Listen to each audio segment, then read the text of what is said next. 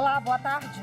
O Dia Mundial das Doenças Raras é lembrado no último dia do mês de fevereiro, no próximo domingo. A data é importante para chamar atenção para o acesso aos tratamentos e assistência médica necessários para garantir qualidade de vida aos pacientes. Só que no Brasil, cerca de 13 milhões de pessoas têm algum tipo de doença rara. Esse é um dos destaques do Jornal da Justiça de hoje. Você vai ver também. Estados adotam regras mais rígidas para evitar a disseminação da Covid-19 no país. O país vive agora uma nova fase com novas restrições na maioria dos estados. Supremo Tribunal Federal decide que equiparação salarial de cargos no Judiciário de Mato Grosso do Sul é inconstitucional. E ainda, na reportagem dos 130 anos do Supremo Tribunal Federal na era republicana, a evolução da competência da Suprema Corte ao longo desse período. A Constituição de 88 também ampliou a possibilidade de acesso à maior corte do país.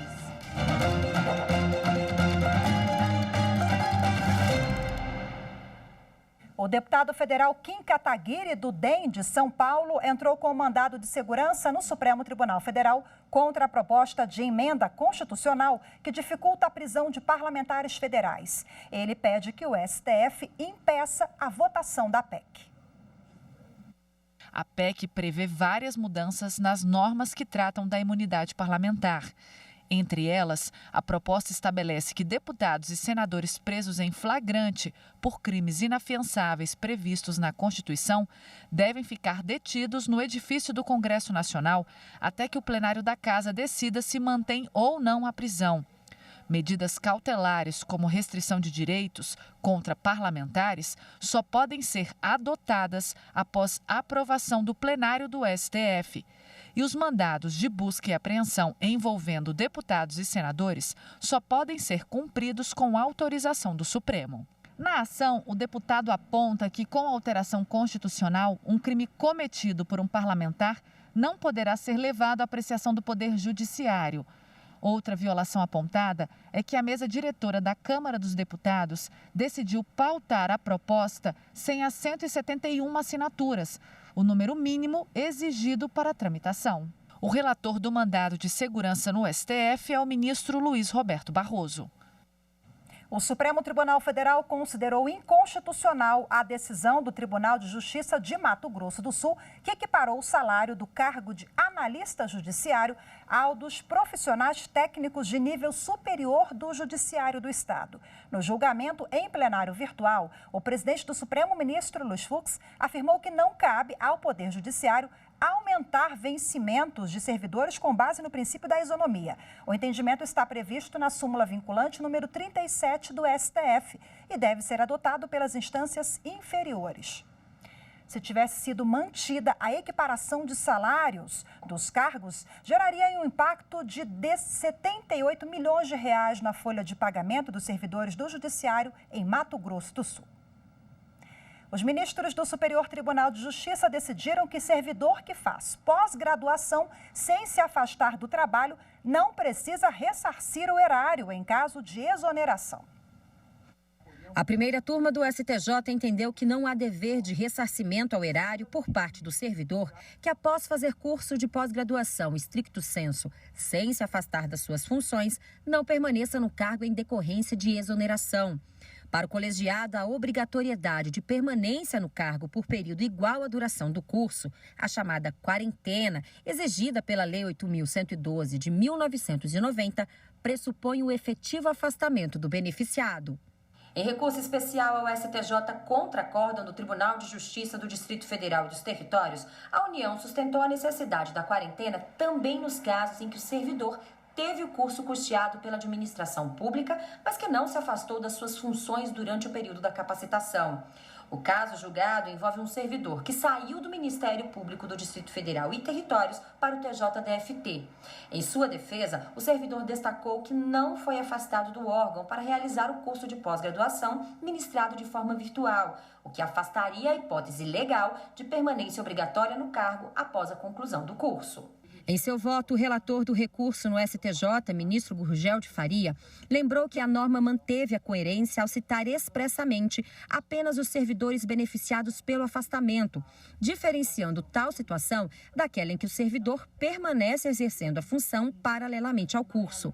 A primeira turma seguiu o voto do relator e negou o provimento ao recurso especial da União, afastando a obrigação do servidor de ressarcir o órgão depois do seu afastamento. O artigo 96A da Lei 8.112, ele é muito expresso em vários momentos de que se trata de um afastamento. E o próprio parágrafo 4º e 5º, eles falam que o servidor ele tem que cumprir no cargo a quarentena em período equivalente ao período de afastamento. Então, embora possa parecer que faça sentido querer exigir do servidor que ele permaneça no cargo, caso a administração pública tenha custeado o seu mestrado ou doutorado, não há dispositivo legal que exija isso. E você vai ver no próximo bloco, estados adotam medidas mais restritivas para combater a disseminação do coronavírus no país. Até já.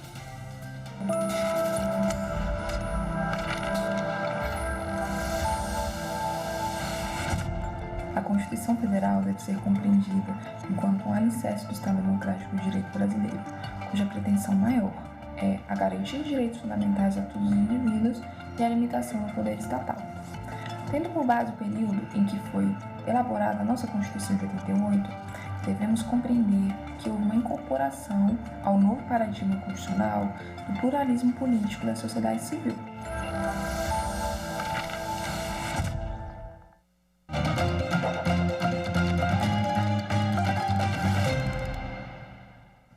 Há um ano, o Brasil registrava o primeiro caso de Covid-19. O país vive agora uma nova fase com restrições na maioria dos estados. No Rio Grande do Sul, a Justiça suspendeu aulas na rede municipal de Porto Alegre. Quem traz os detalhes ao vivo agora para a gente e as últimas decisões é a repórter Juliana Ribeiro. Olá, Ju, muito boa tarde para você. Boa tarde, Rafaela. É isso mesmo. Lá no Rio Grande do Sul, o Tribunal de Justiça suspendeu as aulas presenciais nas escolas municipais de Porto Alegre. A juíza que assinou o documento destacou que não é o momento de expor profissionais de educação, alunos e familiares à Covid-19.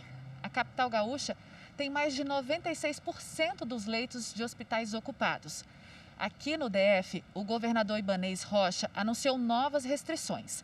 A partir de segunda-feira, todas as atividades econômicas ficarão suspensas, de 8 da noite às 5 da manhã, à exceção de serviços essenciais.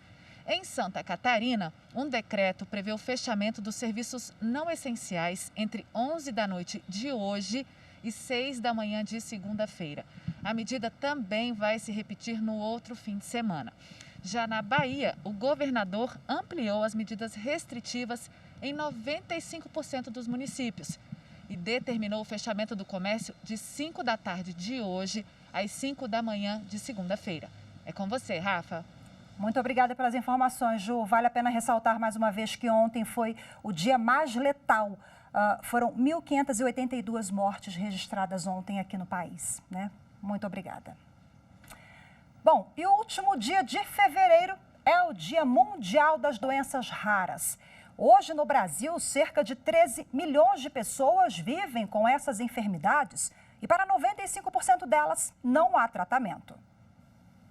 Do outro lado da videochamada, ajustando a câmera, Andréia já me falava da adaptação para se enquadrar numa vida cheia de restrições. Sou uma paciente imunossuprimida, eu tenho várias questões, né, para ir para um lugar onde às vezes a questão viral é uma questão importante, enfim.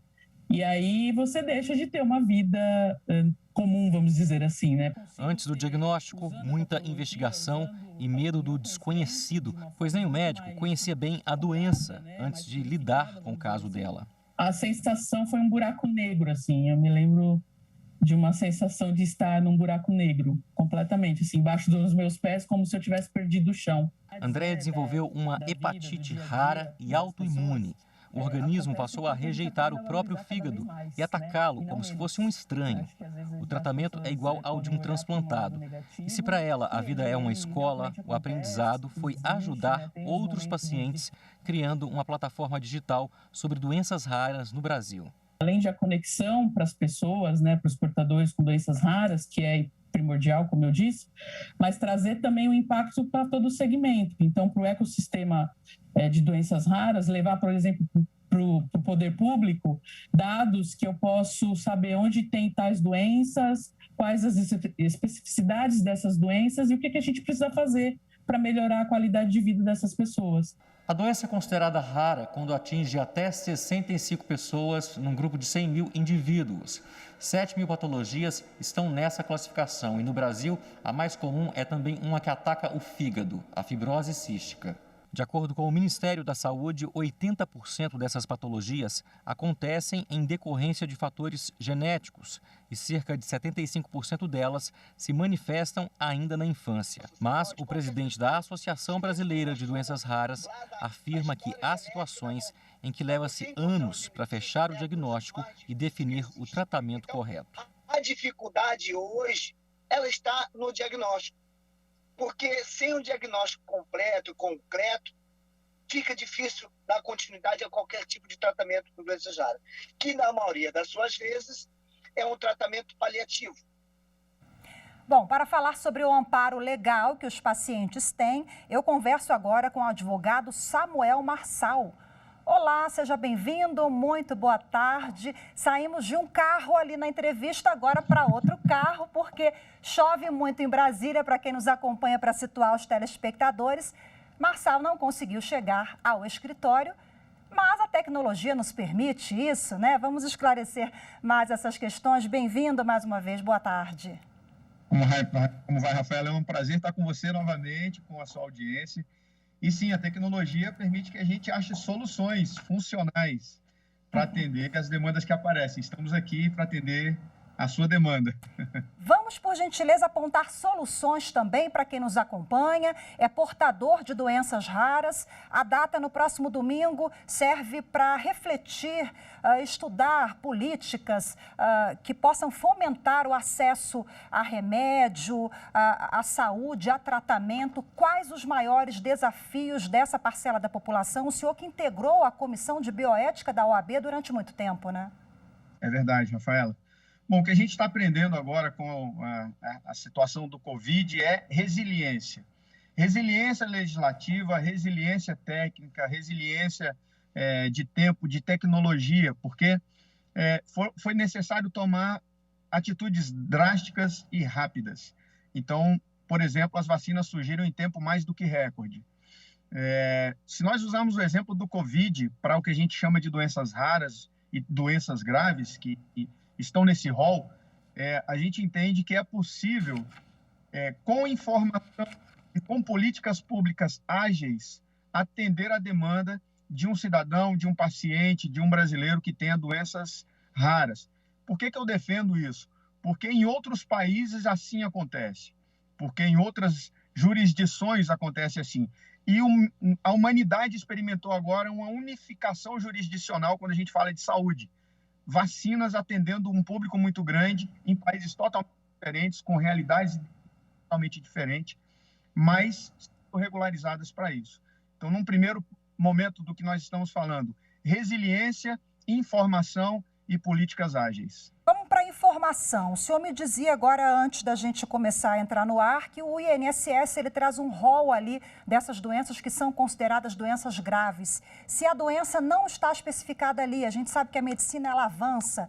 Quando a gente fala de medicina, não é uma matemática exata, pode não ser. Qual a orientação para o cidadão?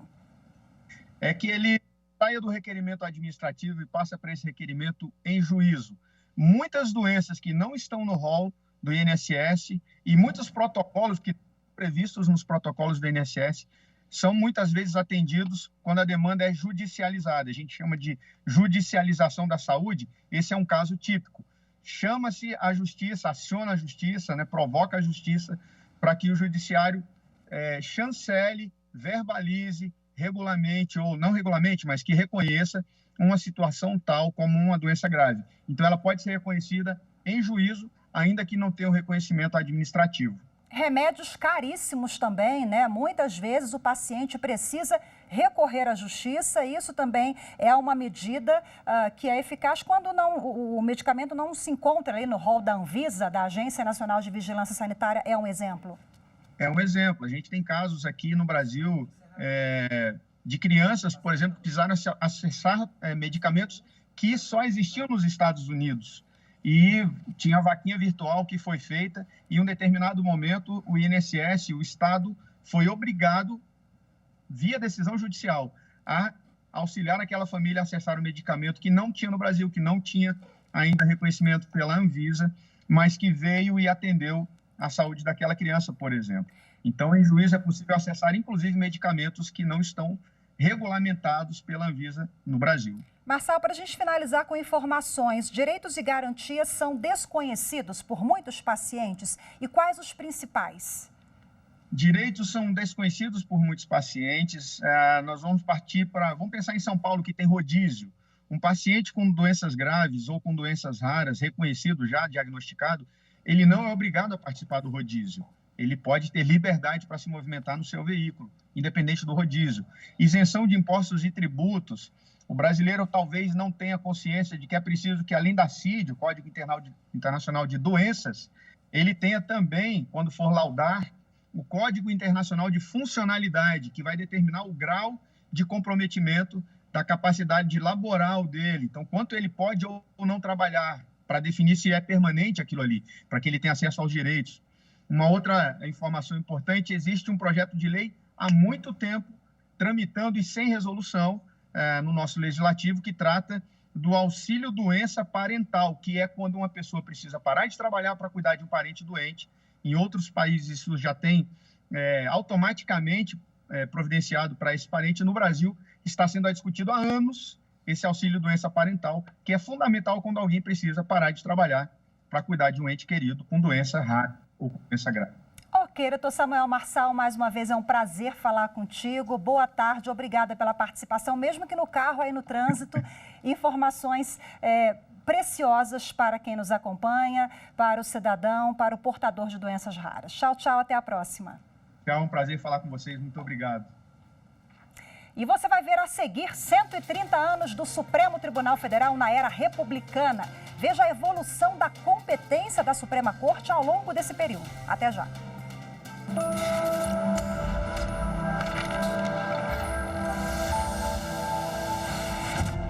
A Constituição, lei máxima de uma nação, é o pilar de organização política e social do nosso país, pois estabelece o funcionamento do governo e também os limites da sua atuação, definindo ainda direitos e deveres dos cidadãos.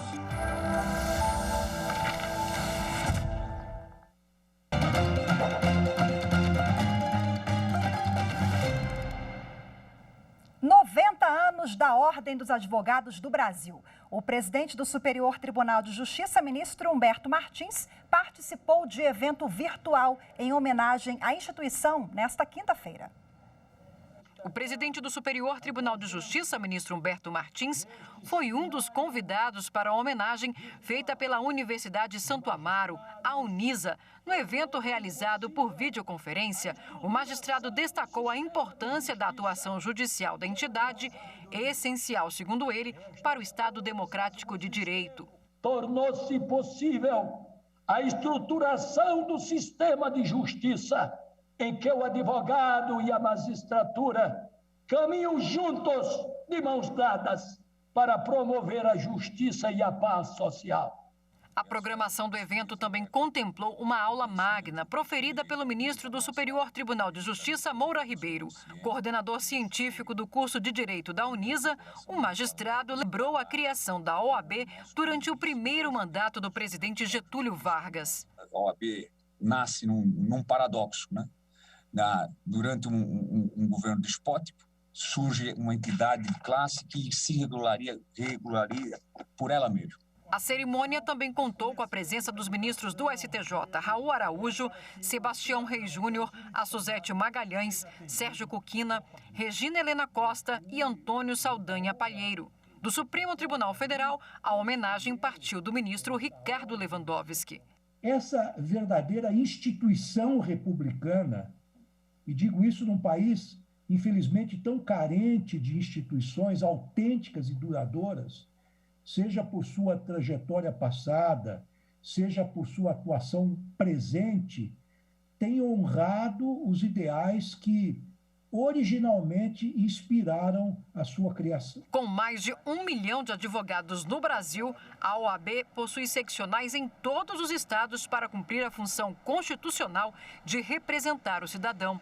Para o presidente da OAB São Paulo, esse é o motivo pelo qual a instituição precisa ser forte, com valores além dos corporativos. E para que a advocacia possa exercer esta sua função constitucional de representação do cidadão, que é a maior autoridade de todas no Estado democrático de direito, é preciso que tenhamos uma instituição forte. A partir de hoje, o Jornal da Justiça traz para você um novo quadro. Todas as sextas-feiras, vamos apresentar uma reportagem com fatos e julgamentos que fazem parte da história do Supremo Tribunal Federal e ajudaram o STF a fazer história. Hoje vamos mostrar um pouco da evolução da competência da Suprema Corte desde o início da República até os dias atuais.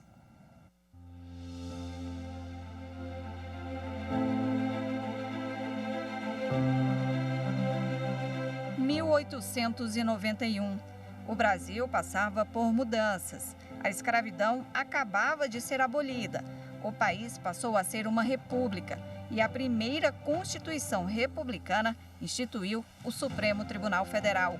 A Corte com sede no Rio de Janeiro ainda tinha competências limitadas, mas seria o primeiro passo na garantia de direitos fundamentais. Vai ser com a República que ele merece essa função de guardião da Constituição. No entanto, a implantação dessa competência aqui no Brasil, ela se dá de uma maneira, eu diria, manca. Tá? Por quê?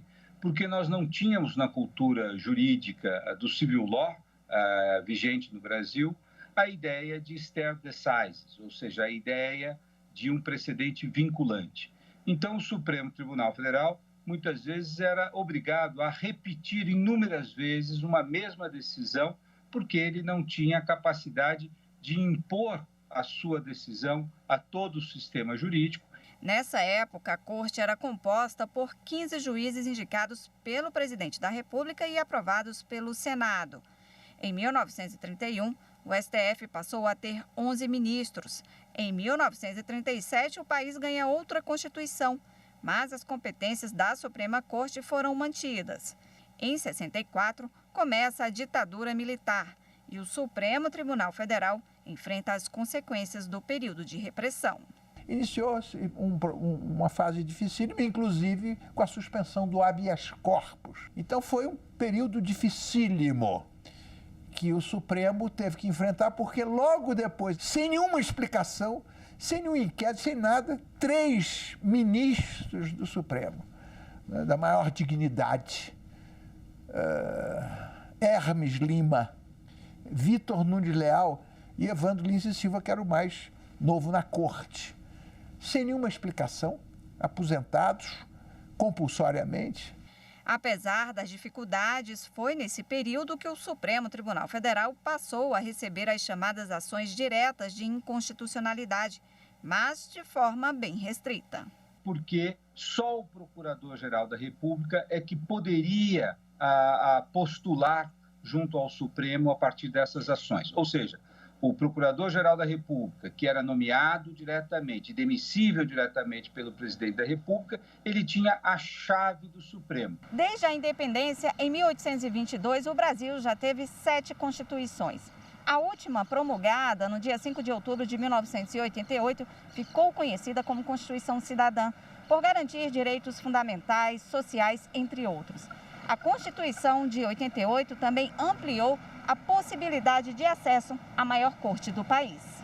E o Supremo passa a ter, de fato, a função que em muitas outras democracias constitucionais do mundo é exercida por 3 instâncias ou 3 esferas do Poder Judiciário.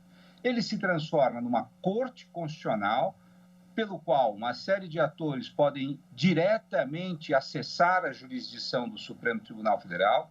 Ele é uma corte de recursos, pelo qual ele julga os mandados de segurança, pelo qual ele julga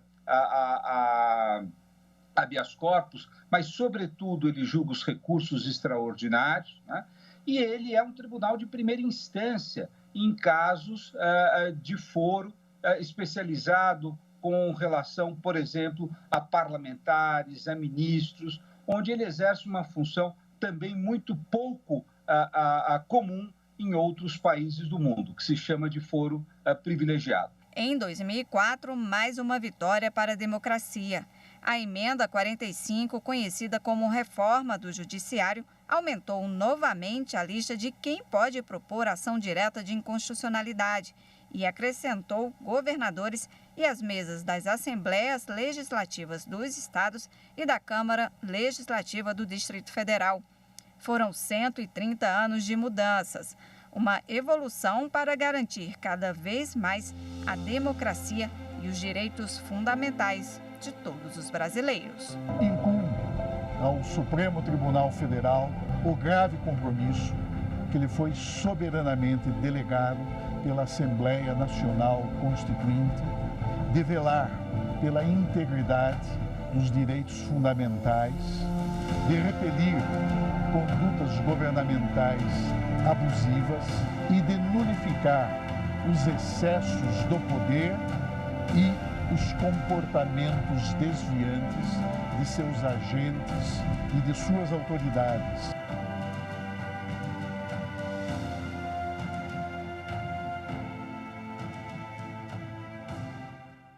O Jornal da Justiça, primeira edição de hoje, fica por aqui. Muito obrigada pela sua companhia, uma ótima tarde, excelente fim de semana, até segunda-feira. Tchau, tchau.